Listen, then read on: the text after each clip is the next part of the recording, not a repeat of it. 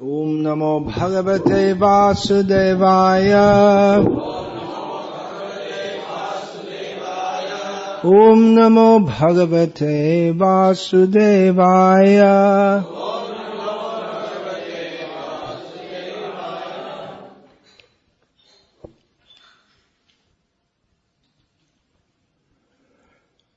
Next name in Vishnu Sahasranama is Visva Daksinah. And there are many well-known names of the Supreme Lord, such as Krishna and Govinda, and many names in Sri Vishnu Sahasranam which are well-known words, but not well-known as names of the Lord. Well accepted in the context, except for people who know Vishnu Sahasranama. There are a few of such names in the next verse, such as Vistarah. It's a common word, but it's not usually thought of as a name of Vishnu. Do you know the word Vistarah? From Tamil? And spread out, wide. Another one, Pramanam. Common word, the name of Vishnu, coming up in the next verse. Artha, Anartha. These are common words in Vaishnava philosophy. And so on. Here, sometimes there are words which are joined together, or a word, well, in the next verse also, Mahadhanaha, which means great wealth. Well, it's really one word with an intensifier or qualifier at the beginning. But this Vishva Daksinah, it is a combination of two common words. Vishva is a very common word. Dakshina is a common word which means an offering, religious offering. Or it also means to the right direction. But when we put the two words together, it needs explaining. Otherwise, what does it mean? It's not obvious what it means. Vishva Dakshina. That means right of the universe, or what does it mean? Well, the Acharyas explain that. The first explanation that Parashara Bhatta gives is that he gives his favor to everyone. He's kind to everyone in the universe. So dakshina, the sense of giving. So he gives himself to everyone. And at least he's ready to, if everyone's ready to take. He gives the example of the Trivikram avatar, Vamanadev, who gave the darshan of his lotus feet to both the devotees and the demons, and mostly the demons. They may not have been very happy to see his lotus feet rising above them, but he gave it anyway. It's a nice example. I never thought of that. I never thought of that before. And also another meaning is he gives forgiveness. Enemies, they may be there, but if they submit themselves to him, he'll forgive them. Famous example is Vibhishana. In the beginning of the war, he was on Ravana's side. He wasn't with Ravana in spirit, but he was on his side. But eventually he came over to Rama's side, and Rama immediately accepted him against the advice of his advisors, his ministers and everyone else. That you can't trust an enemy, and especially these Rakshasas. But Rama, he thought, well, if he's come, if he's sincere, then we should accept him, that's all. Overriding worldly wisdom. Worldly wisdom is You should be very careful if an enemy comes in the form of a friend. Is he really given up his enmity? Can't trust him immediately. So that makes sense in a worldly sense, but Rama, he overrode that, accepting the devotion of Vibhishana. Of course, Rama is in everyone's heart, so he knows everyone's motive. Or he's playing the part of a human, but we don't know the motive of everyone. But we see that Srila Prabhupada consistently was ready to accept the devotional attitude or devotional propensity of a person, even if it was very little and was present amid many materialistic motivations also. As Srila Prabhupada said, if we see a spark of devotion in someone, we should fan it. Then, another meaning that Parashara Bhatta gives, this series of names he's specifically explaining in terms of Kalki avatar. So, after Kalki avatar destroys all the demons at the end of Kali Yuga, he will perform an Ashvamedha Yajna, and as daksinah, he will give the whole earth to the priests. Quoting from Shastra in this regard. Then another meaning, daksinah, that is, can be explained also as similar to the word daksha. We just had the name daksha just came up, which is described mainly as being very quick in doing things, and here is described as Vishveshu karmasu. Vishva is described as meaning all activities, so he's very proficient in everything. So any expertise that anyone may have comes from him. Paurashang Rishu. I am the manliness in man. Tejas vinamaham. I am the power of the powerful. Balang balavatang chaham. I am the power of the powerful. So any expertise that anyone may have comes from Krishna. He is the ultimate manager. We like to study, well, I don't know, some people like to study management secrets.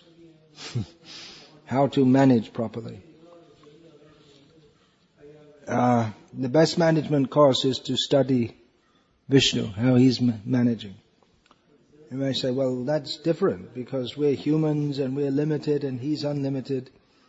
But actually, in Krishna consciousness, if we are Krishna conscious, that is the first qualification for being a manager in Krishna consciousness. One may be very expert in psychological manipulation of others and balancing the account books and so many affairs which are also required in management. But in Krishna consciousness, the prime principle of management is to be Krishna conscious, to do everything for Krishna's pleasure. And then others who want to be in Krishna consciousness will also tend to cooperate with that by coercion or incitement, in offering inducements. One can attempt to manage others, and that may be successful to some extent, and that may be required to some extent. As I just mentioned, Srila Prabhupada would try to fan a little spark of Krishna consciousness if he saw it in a person who otherwise was very materialistic. So, in such a person, we may also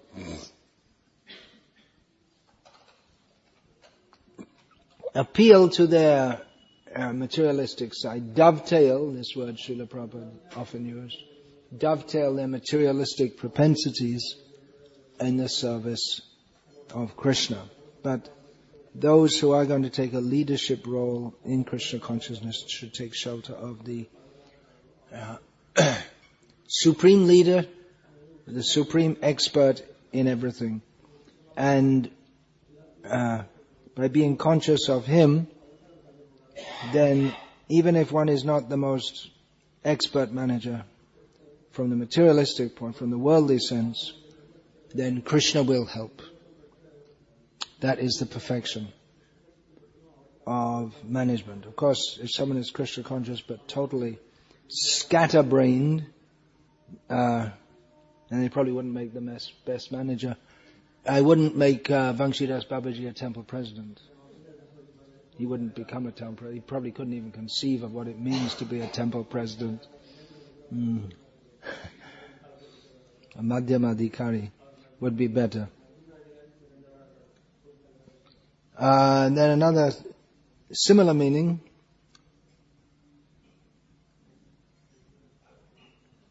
So is that whatever efficiency we see in anyone is an expression of him. Whenever we see anything, anyone's very skillful in doing something, we should know that comes from him.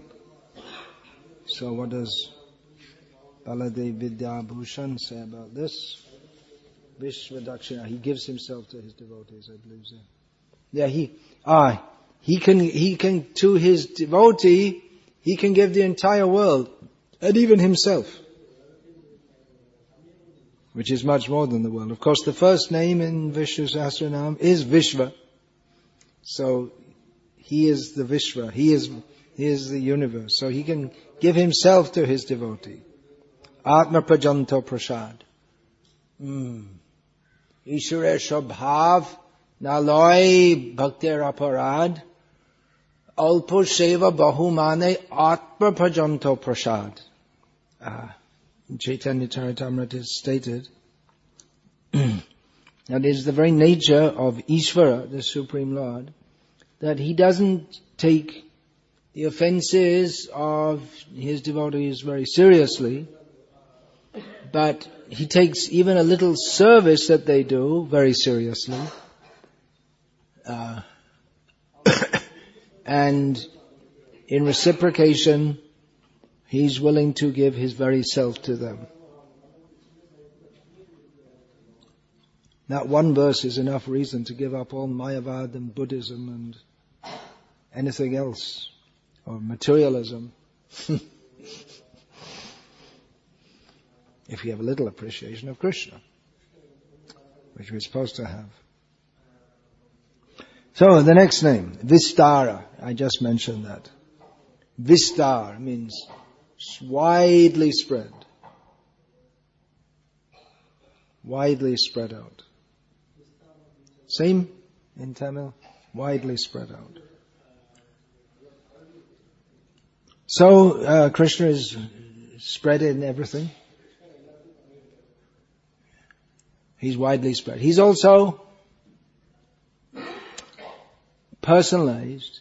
He's not just spread everywhere. We have to take all the names all together. If we say, well, he's spread in everything, then we think that he's become very thin. But even though he's spread everywhere and in everything, he's fully conscious, complete, everywhere. Because he's not material. He doesn't become thinner and thinner. If you have a block and you crush it so that it spreads out, then it'll no longer be a block. It will lose its height and width. Height and length. It'll only have width. But Krishna's not like that. He spreads out, but he doesn't lose any potency in doing so. He's spread out in everything. He also spreads the knowledge of the Vedas. He also spreads his love His pastimes, Ananda Chinmaya Rasatmataya Manasuya Parninam Pratipalan Smaratam Upete Lilayatena Bhuvanani Jayatya Jasram Govindamadi Purusham Tamaham Bhajami. His blissful spiritual pastimes are always reflected in the heart of his devotees, and his pastimes which are going on continually, and by his pastimes he conquers the whole world. He comes as Kalki. That's one way of conquering the world, but actually by performing his pastimes he demonstrates the utter insignificance of everything that is in the world except he and everything that is conceived of in relationship with him. He also expands to contain everything. At the time of the devastation, Pralayam, when he showed his Vishvarupa to Arjuna, Krishna was standing on the chariot, but he demonstrated his form spread everywhere.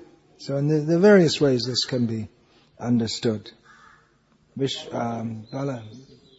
Baladev, he says that he engages in many different loving relationships with his devotees. Krishna, he expands himself into many forms and reciprocates differently with different devotees. So in that sense he may be considered spread out. As in Dwaraka, one Krishna appeared in 16,108 forms, in 16,108 palaces, with 16,108 queens, and 161,080 sons. He had 10 sons by each wife, and 16,108 daughters, and then in each palace he would have had so many servants. So he spreads himself out, and then again he comes as one. When he goes out into the to meet all the elders of Dwaraka city, he goes to the assembly hall there, then all the 16,108 forms come out, and they all again become as one form of Krishna. So he can expand, and then again become one, but this is inconceivable. Duryodhana wanted to catch Krishna, to tie him up, and in this way mortify the Pandavas, so that they would become so depressed, because Krishna is their life. So if Krishna was tied up, then captured, then they'd lose all will to fight. So he thought. He might have thought that they would just attack and release Krishna. But anyway, he couldn't catch Krishna, because when he sent men to catch Krishna, then Krishna, they went to see him, and he was here, and he was here, and he was there, and he was there. So many forms of Krishna. So you want to tie up one, and then now you're going to tie them all up. Devotee captures Krishna. Krishna is spread everywhere, but he's captured in the heart of his devotee. This is the secret of devotional service.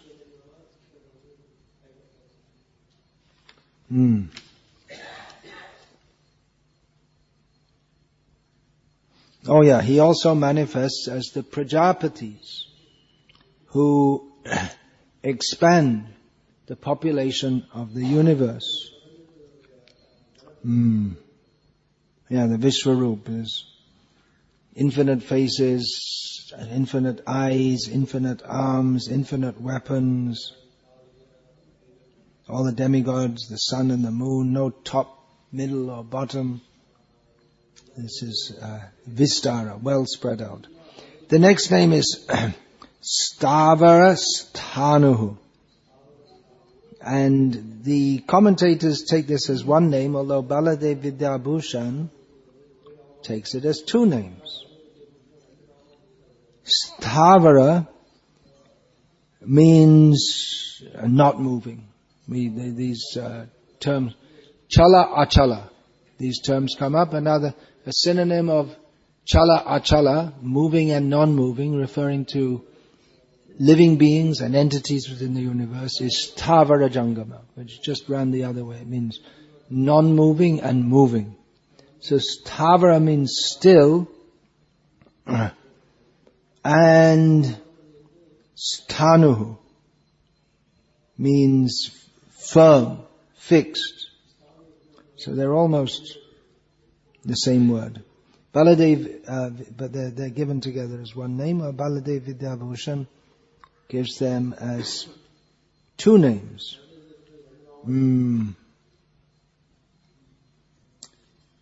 Sthavara, he's also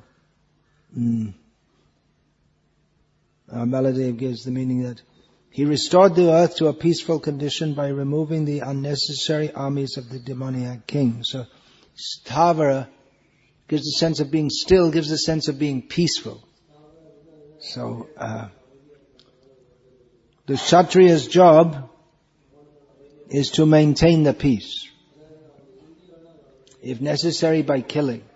It seems contradictory to make peace by killing, because killing means not very peaceful, but sometimes that is required. So there can be peace, the non-peaceful elements have to be removed. I'm just trying to remember, in England, the police, there's a word for that, something. I can't remember. Old, it's a bit out of date now. Maintainers of the peace or something like that. Then sthanuh, he reflects probably not knowing that Parashara Bhatta, he gives these names in relation to Kalki. So sthanuh, he appears at the end of Kali Yuga as Lord Kalki to re-establish the Vedic principles. So that was a meaning that Parashara Bhatta gave for the previous name, for Vistarah, in relationship to Kalki avatar, that after destroying all the demoniac persons at the end of the Kali Yuga, he spreads the knowledge of the Vedas to re-establish the Satya Yuga. So Baladev Vidyabhushan gives this same meaning to the word sthanuh. So the two words join together, firm and motionless.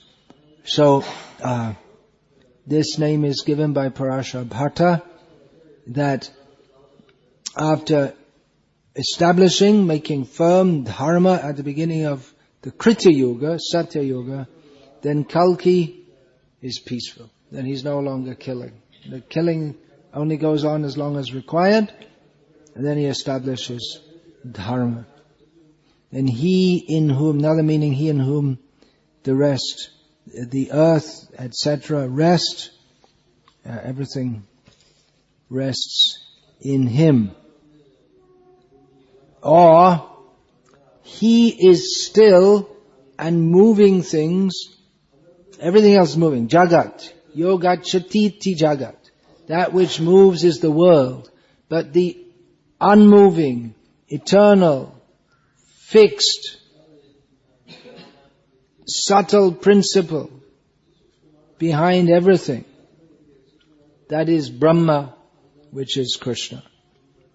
So Krishna, he's not involved in this material world. He's vriksham iva stabdha. He's just like a tree. He's motionless. He sees the world going on, but he's at the same time he's not involved. At the same time he makes everything possible within this world, but he's aloof from it all.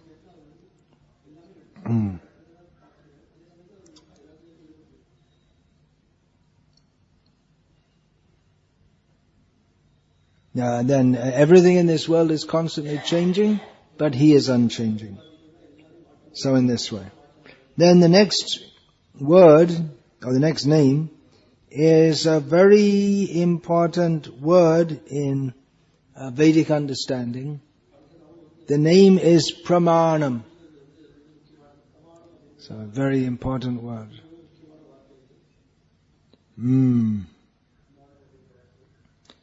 Pramana means that which is measured, or that which measures. That which is the authority, that which is proof, evidence, that which is standard, that which is the correct understanding.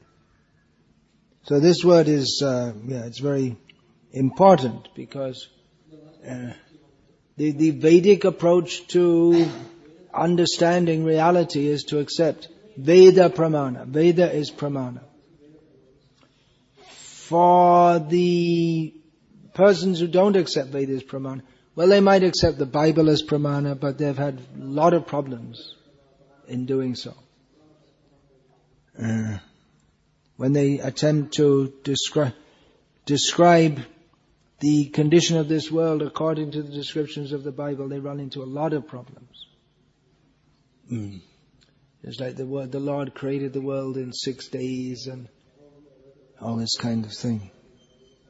Or people may take the Quran as evidence,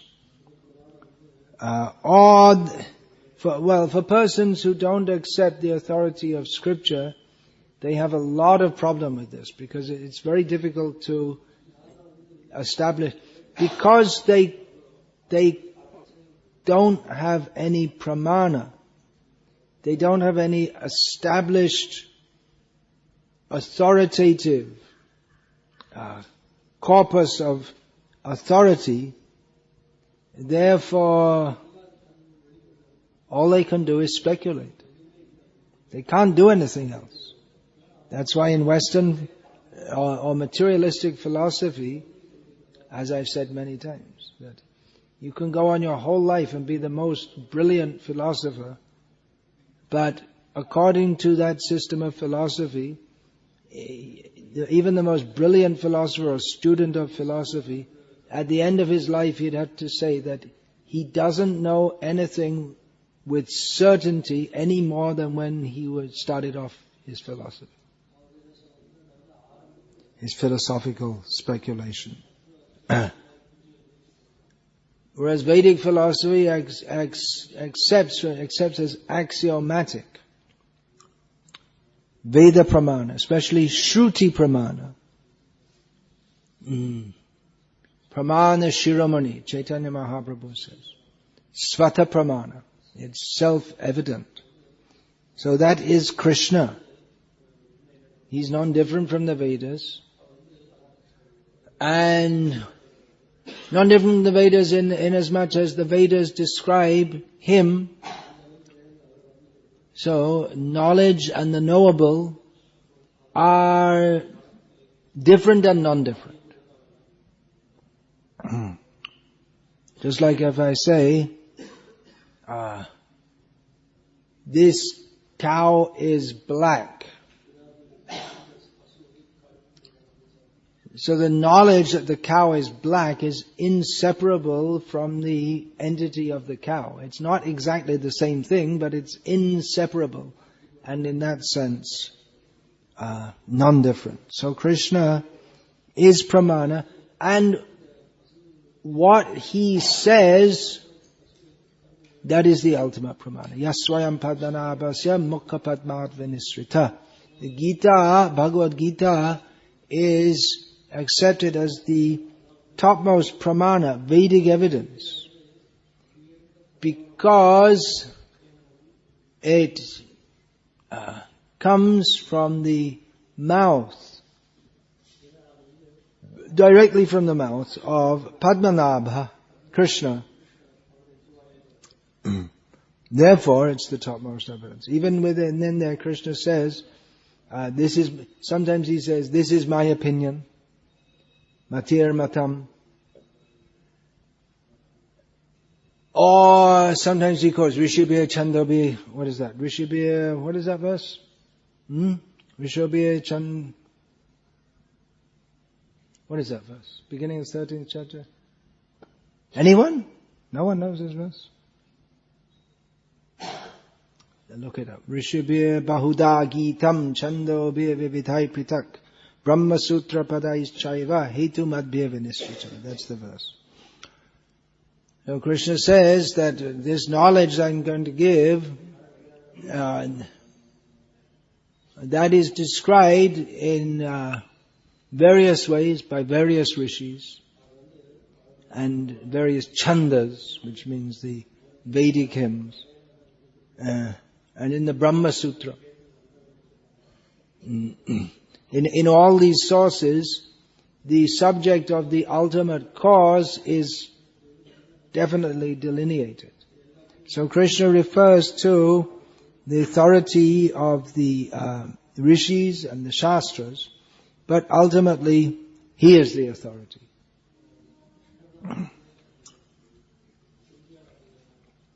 So this is very important to understand that there's one ancient Greek philosopher made a statement which has been profoundly influential in Western philosophy, that man is the measure of all things. Wrong. 0 out of 10. Failure. Wrong. You may think you're the measure of all things, but Krishna is the measure of all things. The attempt of man to measure everything, that is his maya, his illusion. Mapiyate iti maya. The very attempt to measure everything is illusion. So in this world, we require to differentiate between what is right, what is wrong, what is factual, and what is illusory, what is true and what is false. But ultimately we cannot ascertain it. We can ascertain it by resort to the Vedas, which means resort to Krishna. Krishna gives the Vedas so that we can understand all these points. Of course, the Vedas may be very subtle also. And the nature of this world is very complex. So we need a good guide to guide us through the Vedic knowledge. Because even sometimes, Muhyanti yat suryaha, even the great saintly persons, they may also be bewildered by Krishna.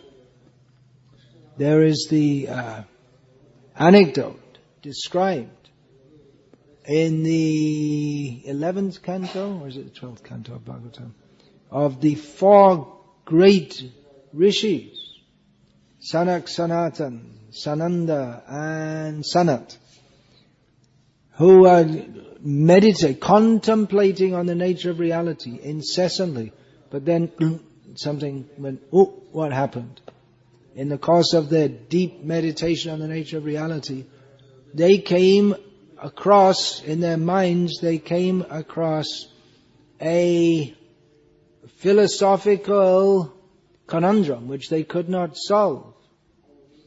So they went to Lord Brahma and asked him. They said that, and it's a very important question because it concerns the nature of liberation. They're meditating for the sake of liberation. But they said that, alright, so liberation means to withdraw the senses from the sense objects. But the senses and the sense objects are intimately connected. The senses have no meaning unless they're interacting with the sense objects. And the sense objects, they are meant for perception by the senses. So considering the very intimate relationship between the sense and the sense object, in other words, you see something, well, you see it. You can't stop seeing it. Or if you hear something, you can't stop hearing it. So how can we disentangle the senses from the sense objects? Without that, there's no question of liberation.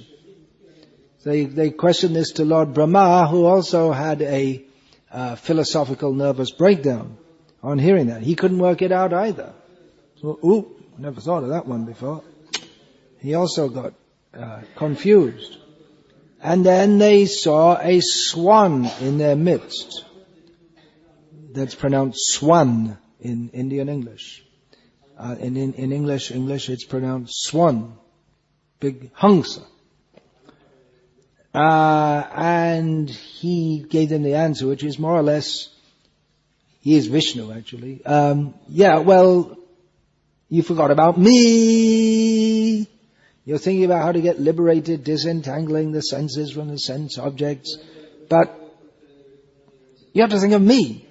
And the sense have to be engaged in me. And then everything is possible. So by your own effort it's not possible. It's very, very important because the Mayavadis, how are they going to disentangle their senses from their sense objects? It's not possible. But when Sivan Mukhe Hijivado, when the senses are engaged in the service of the Supreme Lord, then the senses are properly. The point is that they can't be, the very important point, they can't be disengaged. The senses can't be turned off. But they have to be concentrated on the proper objects of the senses. If we think that the senses are meant for interacting with the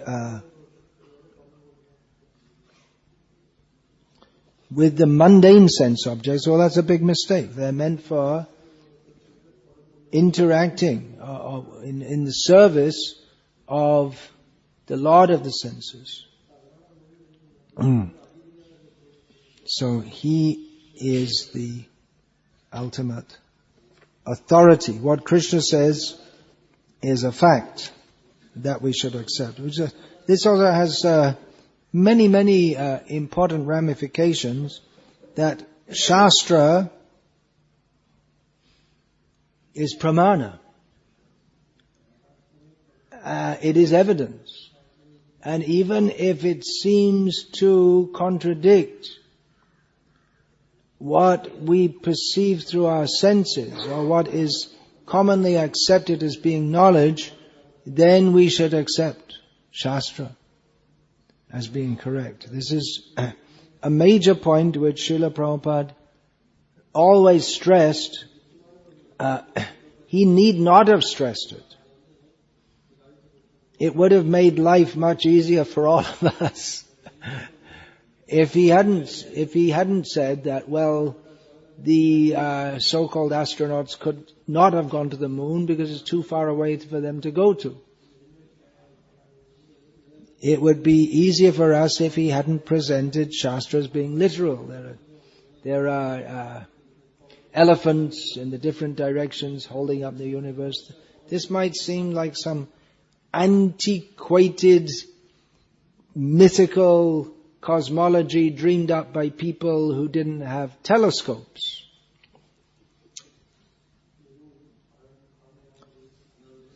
Srila Prabhupada presented it as factual, and that is and if we deny that, then we get, then it's like if you have a sweater and there's one piece of wool loose and you pull it out. You say, I'll pull that out. But then more comes out. Then you pull some more and you go on pulling, the whole thing comes out. So if you try to, the whole thing comes to pieces. It's all interrelated. We say, well, we don't really. Everyone knows that the rain comes from the evaporation of seawater, principally seawater, maybe other water also in rivers and lakes, for instance, which goes in clouds, and then when the clouds blow around here and there, and when there's some low pressure, then it starts to rain, as it may do here today.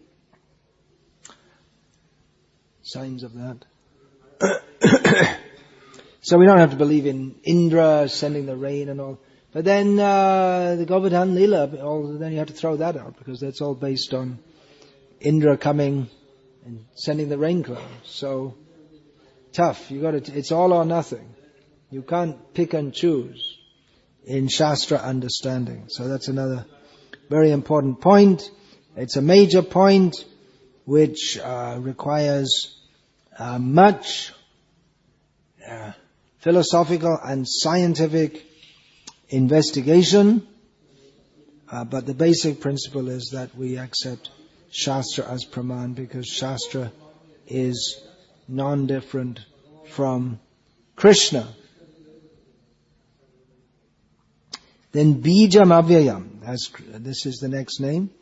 This also comes in Bhagavad Gita. Krishna describes himself as Bijam avyayam. Bija means seed, and avyaya means imperishable, which is not possible. Oh, wait a minute, Pramana. What does Baladev Vidyabhushan say? Pramana, Baladev Vidyabhushan, he often gives meaning different to the other commentators. It seems he didn't consult the other commentators, and no harm in that. He gives the meaning that he always speaks the truth. So Bijam avyayam, Baladev gives the same meaning. He is the imperishable seed of all existence. Now, this is very difficult for us to imagine, because if we take a seed and it sprouts, then as soon as it starts to sprout, it's no longer a seed. Then it's called a sprout. And the sprout turns into a tree or whatever. And there are different words for it. Bija means seed. Ankur means a sprout. And then it becomes a tree. So, if the very nature of a seed is that it expands, Vistarah, into something much bigger. But then it's no longer a seed. The same, the tree will give rise to, or will produce fruit in which there are seeds. Now, when we just think about things like this, then evolutionary theory just seems completely ridiculous. How does this happen? By evolution. The seed grows into a tree which gives fruit, and in each fruit there are more seeds. It's too complex to explain by evolutionary theory. I mean, even one seed is too complex. What to speak of this becoming a tree and giving fruit, and then the different kinds of fruit, many of them are eaten by humans or monkeys or other animals, and this way the seeds get spread here and there. The seed of the peepal tree is eaten by birds, then it gestates within the stomach of the bird due to the heat, then it's passed out and it gets spread here and there. How does this happen by evolution? That's unique. As far as I know, that's the only one which it actually gestates in the stomach of within the body of the bird. But there are many other seeds which are eaten by different. Some seeds, like mango, then no one eats it. They just throw it here and there, and then the mango tree comes up. But there are many seeds which get eaten and then passed out, and then they germinate. But anyway, the point is that Krishna, even though from him everything emanates, but he remains the same. And he can go on giving birth to innumerable universes and everything within it. And he doesn't become diminished or transformed in doing so. Parashabhata says that dharma grows again and again from him at the end of each yuga. I presume by this he means the Chatur Yuga cycle. And that means at the end of Kali Yuga, he's giving these names as names of Kalki in particular. So this is inconceivable. But anyway, we just accept it.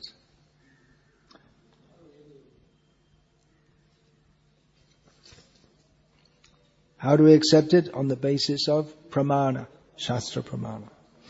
Hare Krishna. Any question or comment about this, please, if at all?